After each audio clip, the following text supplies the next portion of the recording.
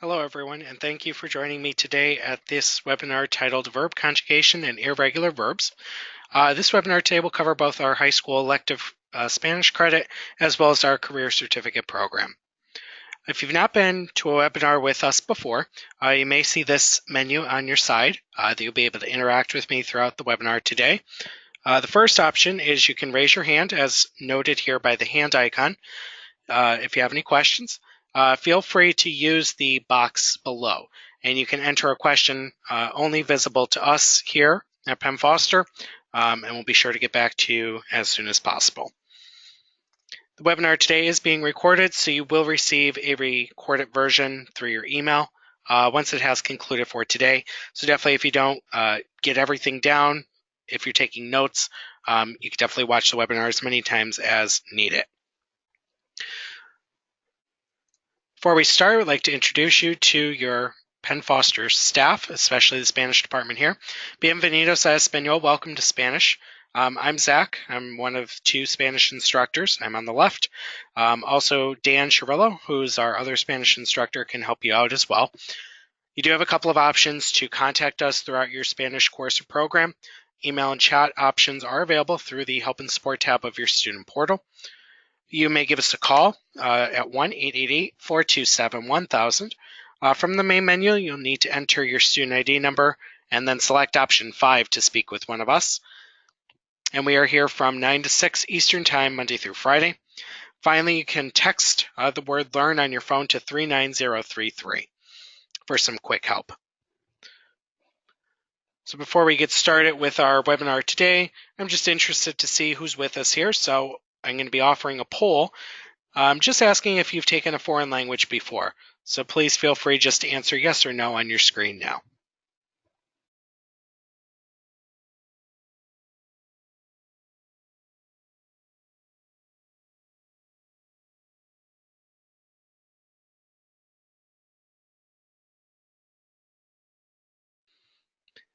Thanks to everybody that voted today. Looks like everybody here has not taken a foreign language before. So welcome to your first experience with learning a second language. Definitely it's a fun road. And, Dan and I are very friendly guys. So we'll be here to answer any and all of your questions to help you succeed the best you can. Now, this webinar might not be the best one to attend as a first webinar. I do highly recommend that you join us at the written exam webinar, where we'll go over each of the written exams and some of the other grammatical webinars on nouns and verbs in general to really help you out to the fullest extent. So on today's objectives, we are going to define what verb conjugation is and then apply it in a few example sentences. We will next identify and practice irregular verb conjugation, so these verbs that always don't follow the rules, essentially. And a couple of examples of irregular verbs include estar and ser, which are two verbs which mean the same thing, to be. In Spanish, saber and conocer, which are two verbs that mean to know, and then finally the verb gustar, which is to like. As we wrap up the webinar, we will define and use stem-changing verbs, or what might be called boot verbs in sentences. To start off with verb conjugation. Spanish is a language that is inflected, and what we mean by that is you have specific endings on certain words, and this is what tells you how these words are functioning in a sentence. So by memorizing endings and how they're used, it'll make your Spanish learning a whole lot easier. So what we do is we start with three kinds of verbs. And when we say verbs, we're really talking here about infinitives, which are basically the to version of the verb. So in English, we say, to walk, to run, to swim, etc. Same thing in Spanish with verbs like hablar, to speak, comer, to eat, and vivir, to live. Now, next step after determining what your infinitive would be is dividing the word into two parts. The letters before the ending, essentially, are what's called the stem or the root of the verb. And then obviously you have your ending, the AR, ER, or IR. Once you've determined the stem or this root, you're going to use that to combine it with personal endings to determine person, number, and tense. So just like in English, Spanish has subject pronouns to replace a main noun, which may be at the beginning of a sentence. So we say I, you, he, she, we, they, etc. Spanish does the same thing, just with different words, obviously. So over on that little chart on the left, you'll see those forms. And they go from singular on the left to plural on the right. And they're classified according to first person, second person, or third. So in the first person singular, we have yo, and that means I in Spanish. Next, we have the second person singular. This means two for you. El and ella would be next, he and she, respectively. And Spanish has a little bit of a unique concept that English doesn't. It has a form that is usted, and that's that UD, stands for usted, USTED. And the difference between, say, the second person to and the third person usted is a formality or a respect idea. So if you're talking to a close friend that you've known for a long time, you're going to really use that second person form. It's a familiar form. However, if you just met someone or you don't know someone that you're walking up to on the street and you want to say something to them, you really don't want to say the second person. That might be a little bit, not respect it. So you want to use the third person singular usted. Going over to the plural, we have the first plural nosotros, or it could be nosotras with an AS on the end, and that really designates gender, which we won't get too much into in this webinar, which means we. Okay, vosotros, you won't see too much that second plural, because this is really a form that's used in Spain. Most of the other countries around the world are going to use different forms, really the third person. Finally, going on to the third person plural, we have eos or eas, again, depending on gender, and the ustedes form. So if you're talking to a group of people that you don't know, use ustedes. So we have our subject pronouns, and sometimes the subject pronouns aren't always needed if your subject is clear. However, a lot of times they are used. So once you have your subject pronoun, you're going to use the conjugated verb form. And again, this is by adding the stem plus the ending. So as you can see from the charts under the AR, ER, or IR, the endings are similar. It's really just the vowels that are changing on the initial one. So first person singular, o, us, second singular, third singular, amos, the first plural, ais, second plural, and on, third plural. This is all under the AR verb. So if you combine the stem of the verb plus the ending, you come up with this conjugated verb form. So in the example below, yo hablo means I speak. Going over to the ER, those forms are different a little bit. O es a, amos es en. So tu comes means you eat. Then finally with the IR verbs, o es a, same as the ER, except in the plural, it goes emos es en. So ellos viven, they live. To show this a different way of how all those forms would look, you can see it from this chart. And we see that in all of the verb forms, so let's look at hablar first, you see this HABL lettering is the same for every single form you have. It's only the ending or the part that is in red that is changing from form to form. Same thing goes with comer and vivir. So here are some example sentences using conjugated verbs. You could say hablas español or tú hablas español. Do you speak Spanish? So maybe ask your friend that. Hablas español. Next, comen pollo con arroz. They eat chicken with rice. And third, vivimos en los Estados Unidos. We live in the United States. Now you can change the ending on any of these verbs to come up just with a different person. So if we want to say I speak Spanish instead of hablas, you would just say hablo español. If you want to say we eat chicken with rice, all you're going to say is comemos pollo. And, if you want to say he lives in the United States, your answer would just be vive, V-I-V-E. So you can play around with the different verb endings that you have definitely important that you memorize these to get a solid grasp on, who is doing that subject of the verb.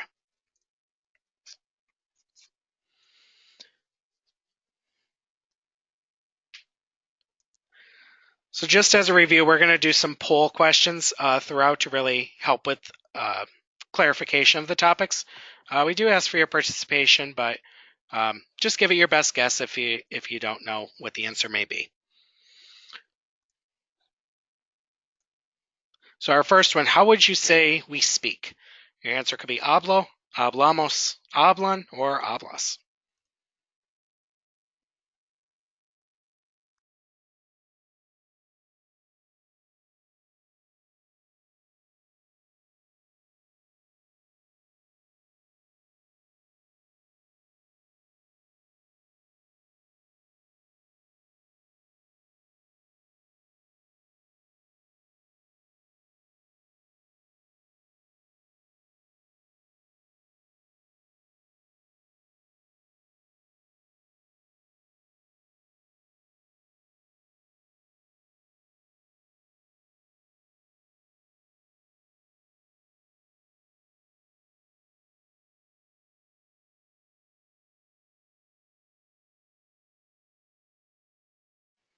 Okay, it looks like everybody voted, and we are fully correct. Awesome job. Hablamos would be correct here. We speak.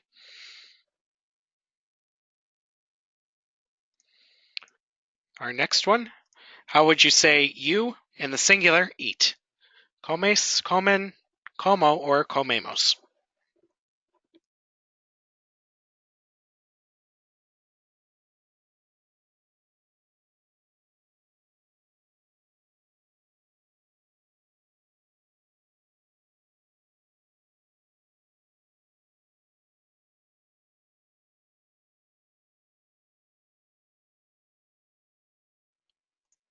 Okay, it looks like everybody voted. We said como here. Actually, what you're looking for is this first answer, comes. Okay, this es form is going to be really important for the second singular. The como form is actually the first person. So you were close, but comes would be correct. And we'll do one more just for the present tense here. How would you say they live? It could be vivo, vive, viven, or vivimos.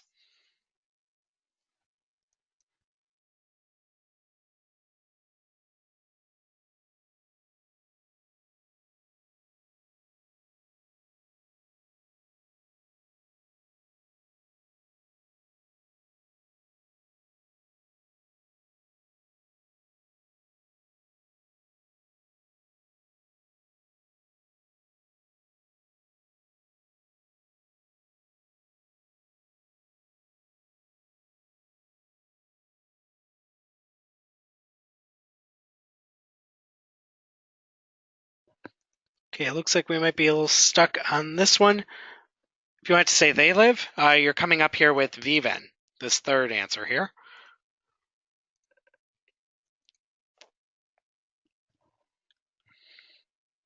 Okay, so now moving into the next part of today's webinar, irregular verbs. Now, most of the time, these are going to follow the same ending rules that we've just learned. However, sometimes it'll be the stem that changes up a little bit. So we'll go over a couple classic examples of irregular verbs in Spanish. Our first one is probably the most common verb you'll use, which is the verb to be. So you can think about it in English. We say I am, or you are, he or she is, etc. Those are all kind of different forms, but they all relate to this idea of to be. Same thing happens in Spanish, okay? Just spelled a little bit differently. There are two different verbs which mean to be, and they're used differently depending on context. So the first one is estar. And you're going to use forms of estar when you're talking about location, your feelings, or any kind of like temporary idea. So in the present tense, the forms include yo estoy, so estoy, estás, está. Now to the plural, estamos, estáis, and están. Again, if you were to translate these, yo estoy, I am, tú estás, you are, él está, he is, ella está, she is, etc., all the way down.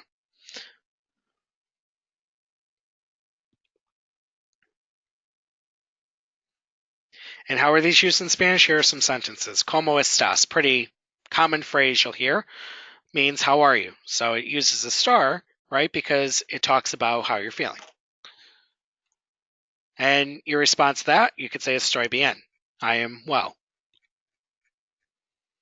So notice how the first sentence has that second person singular form, but the first sentence has the first singular, answering that question. The next one, ¿dónde estás? You can ask, where are you? Okay, so it's asking about your location.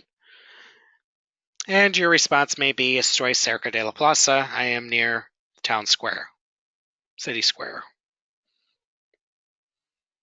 Again, we're dealing here with the second person singular, estás, you are. And then the first person singular, I am.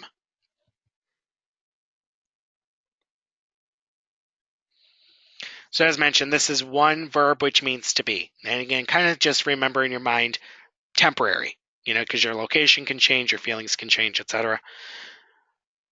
The other verb which means to be is ser. And we use ser when we're talking about origin, characteristics, things that you own, possession, things that are permanent, and also time.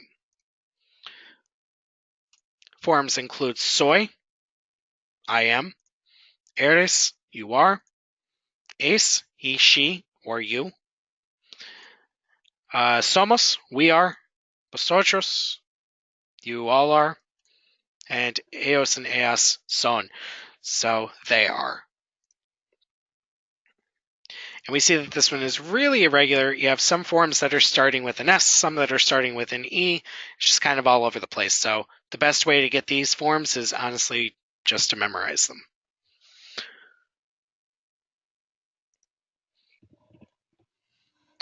So with sentences for this verb, de donde eres? Where are you from? Asking about your origin. And your response, maybe, soy de los Estados Unidos. Time, son las 12. It is 12 o'clock.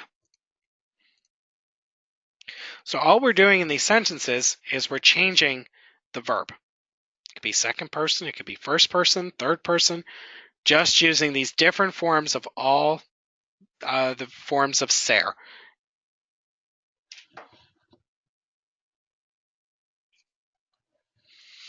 Okay, so on to our next poll, gaining what we just learned from ser and a star. I'll ask a couple questions here. So as a review, when is the star used? Is it location? Is it feelings, temporary, ideas, or all of the above?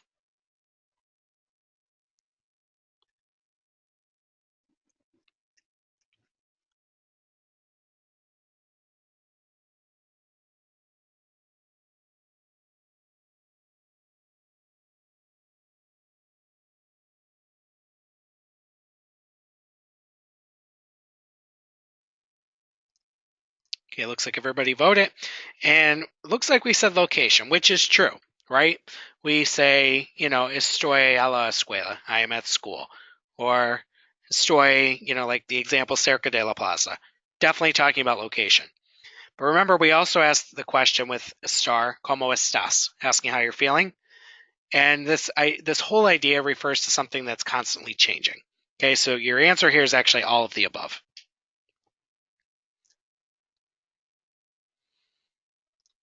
And to follow that up, how is ser used? Characteristics, possession, time, things that are permanent, or again, all of the above. Please vote now.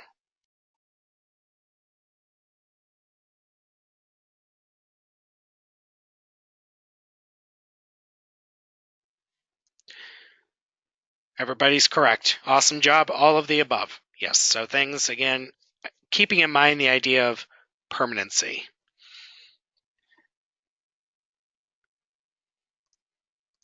As a review for the forms, here we're looking for the third person singular of a star. So how would we say he or she is?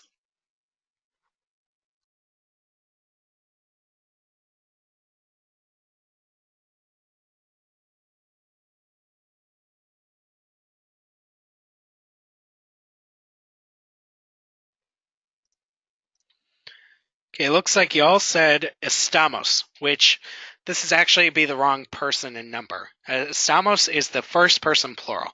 So if you want to say we are, that's your answer. In this case, though, he or she is referring to está, which is the answer right above estamos. As our final poll for this topic, what do you think the first person singular of Sarah would be? And this means, again, I am.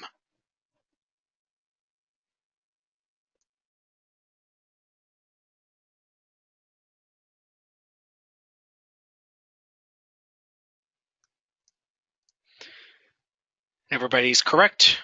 Great job. Soy would be our correct response.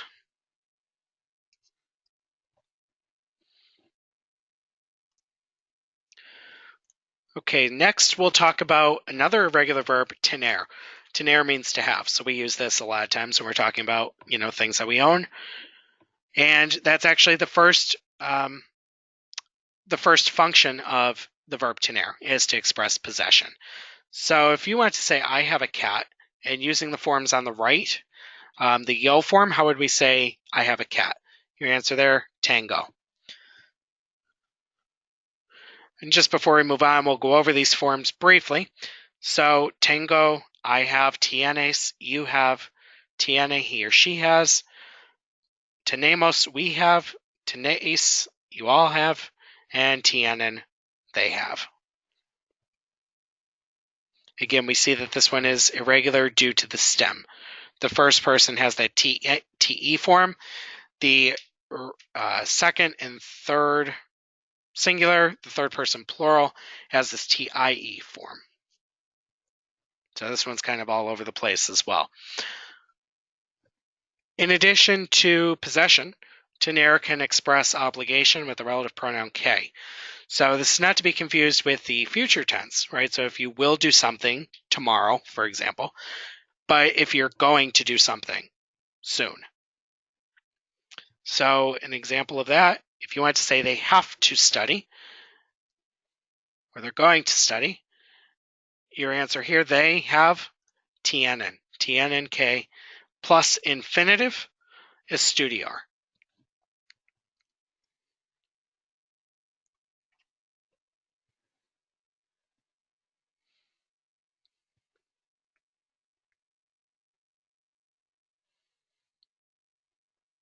Our next verb is ir, and ir means to go. We see that this one is irregular right off the bat because all of the forms start with the V. So your forms include voy, I go, vas, you go, va, he or she goes, vamos, we go, vais, you all go, and van, they go.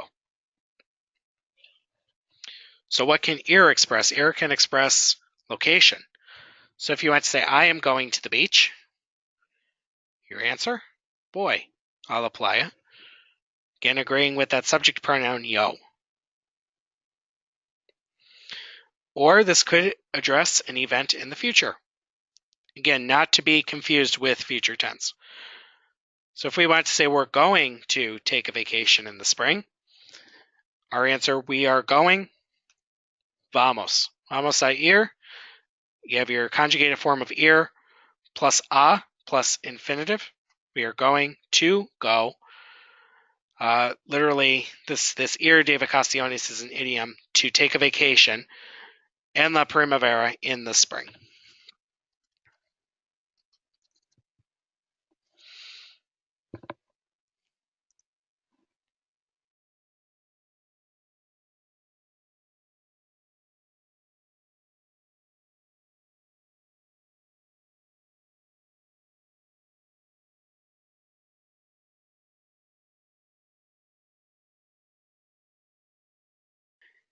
As a review, we will do some more polls. What do you believe the word tienes means? Again, this comes from tener, which we just learned about.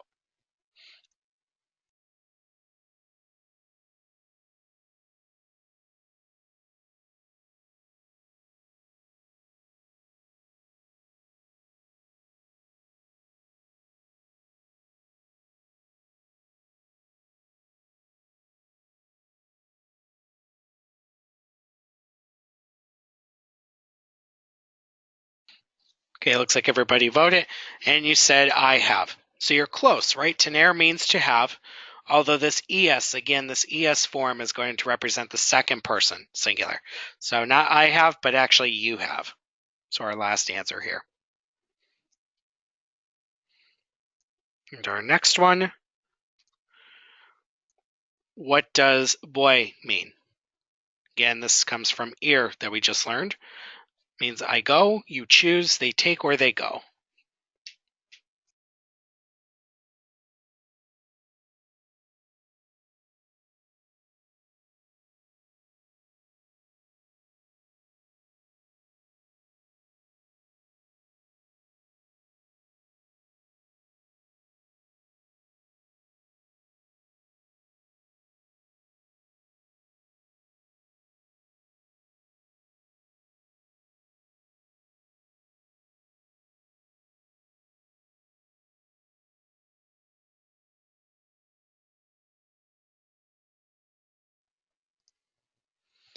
Looks like we might have some trouble with this one. So our correct answer is I go, this first one here. Definitely doesn't mean choose, definitely doesn't mean take. If you got confused between I go and they go, okay, your answer for they go would be van, V-A-N.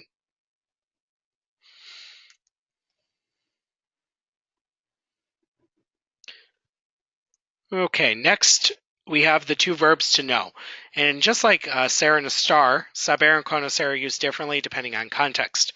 So you're going to use the forms of saber, the one on the left, if you know something for certain or as a fact. Versus conocer, if you know someone maybe as an acquaintance, a friend, you're going to be using conocer. And again, these are classified as irregular verbs. So with the case of saber, that first person singular say, that is really the irregular part of this verb. So say means I know, sabes, you know, sabe, he or she knows, sabemos, we know, sabeis, you all know, and saben, they know.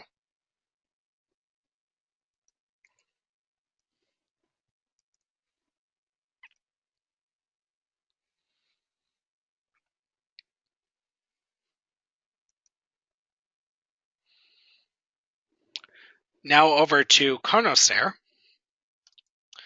Those forms include conozco, conoces, conoce, conocemos, conoceis, conocen. And we see that first person singular is that irregular form once again with that Z thrown in there. So again, I know, you know, he or she knows, etc.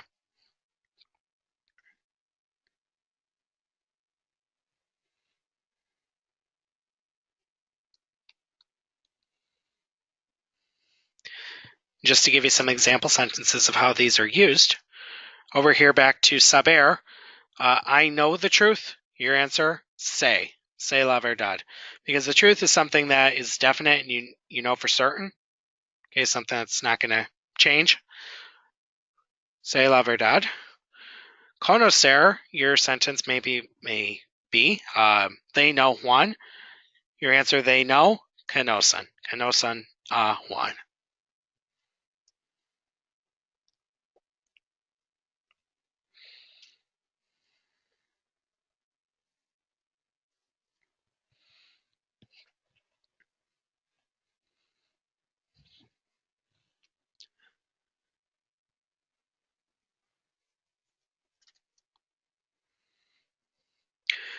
Now to move on to gustar, which is the verb to like. We use this verb all the time in Spanish to describe what we like to do, what we don't like to do, or what others don't like to do and like to do. So the thing about gustar is that the verb works differently than it does in English. The first thing you have to think about is the person, thing, or idea that is the thing that is pleasing or pleases someone. This is always going to act as the subject of the sentence. So your form of the verb gustar will really just be in the third person singular or the third person plural, depending on if you're talking about one thing that's pleasing or more than one thing that's pleasing. So in the present, you have the singular form gusta, or in the plural, you have gustan.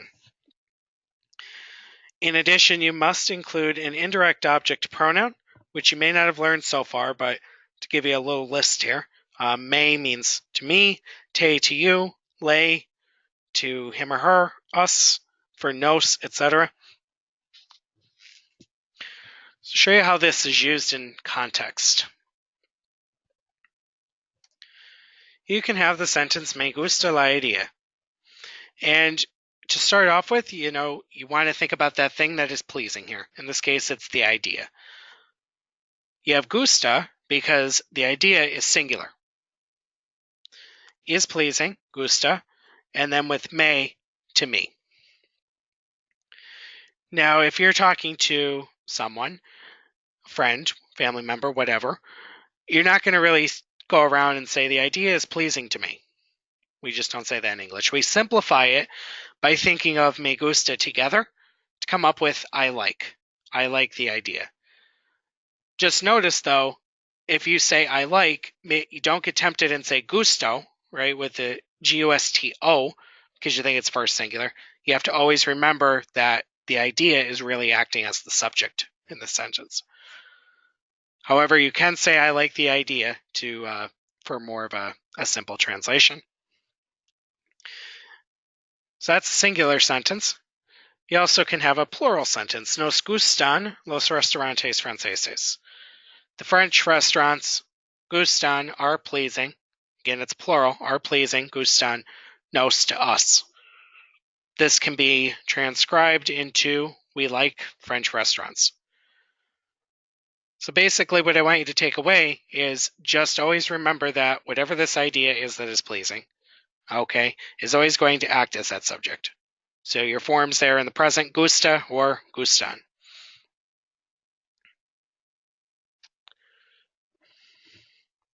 So in addition to this usage of gustar, we often use gustar followed by an infinitive to describe your likes and dislikes.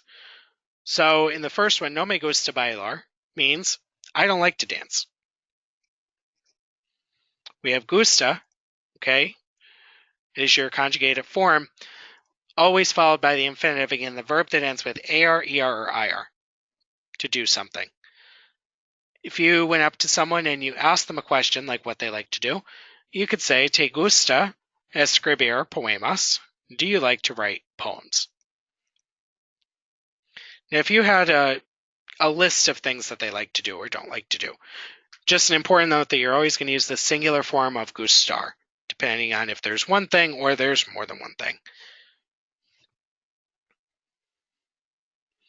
All you would really need to do is just change that indirect object pronoun if you're talking, say, about someone else. So, le gusta escribir poemas? Does he like to write poems? Etc. So, just keep that in mind with gustar. And then the final topic we're going to talk about today are the stem changing verbs. And a little bit of a tricky concept. As long as you're, paying attention, it shouldn't be too bad. So if you have any questions, please let us know. We have different types of stem change verbs. E to I-E, O to U-E, E to I, and U to U-E. What happens is it's basically like a hybrid verb that some of the stems are changing, but not all of the stems are changing. And the stems that are changing include the first, second, and third person singular, so all the singular forms, plus the third plural form. And if you drew a little line around all of those forms, as demonstrated here on the charts, you would see that it kind of resembles a boot. So that's why the stem change verbs are called boot verbs. So really, this is just a matter of memorization as to which verbs do have the stem change component. But as you can see in the examples there, only the ones that are outlined in this boot are changing.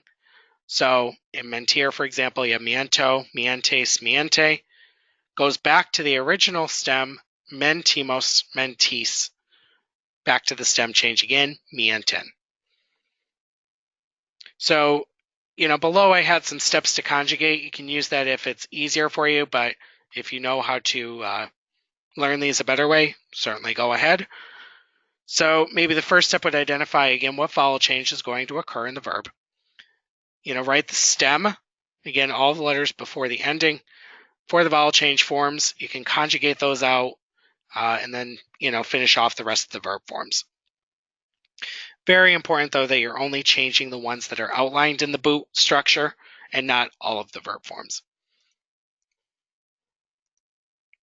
Just like mentir, you also have different vowel changes, but they all follow the same pattern with changing the stem, O to UE for dormir, E to I for pedir, U to EE for jugar.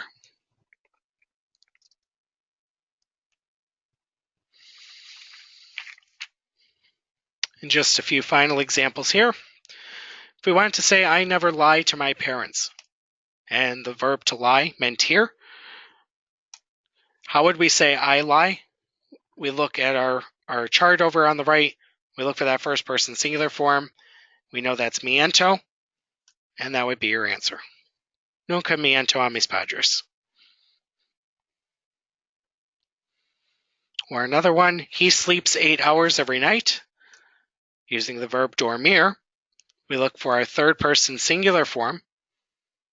Duerme 8 horas todas las noches.